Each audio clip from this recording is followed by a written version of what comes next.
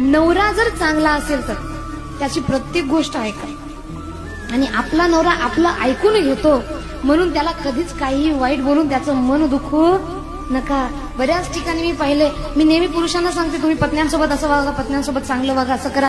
पण काही काही ठिकाणी असे की पतीला वाटते माझ्या पत्नीचं मन दुखून नये म्हणून तो तिला कधीच त्रास देत नाही, तो तिचं ऐकून घेतो. तर त्या पत्नीला वाटते की माझा पती मला घाबरतो आणि तो या गोष्टीचा फायदा घेते. बघा, एक लक्षात ठेवा, पुरुषांमध्ये एवढी ताकद आहे, त्यांनी एक जरी आपला काना खाली मारले ना, आपण 2 पावलं दूर जाऊन पडणार.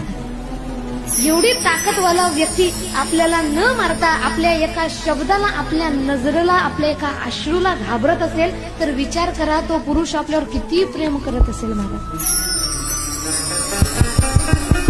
कुणाच्या बापाला घाबरत नाहीत ते, पण त्याच्या पत्नीला, त्याच्या मुलाबाळाला काही दुःख झालं, हृदय त्याचं तुटून निघतं महाराज, दुःख होतं त्याला.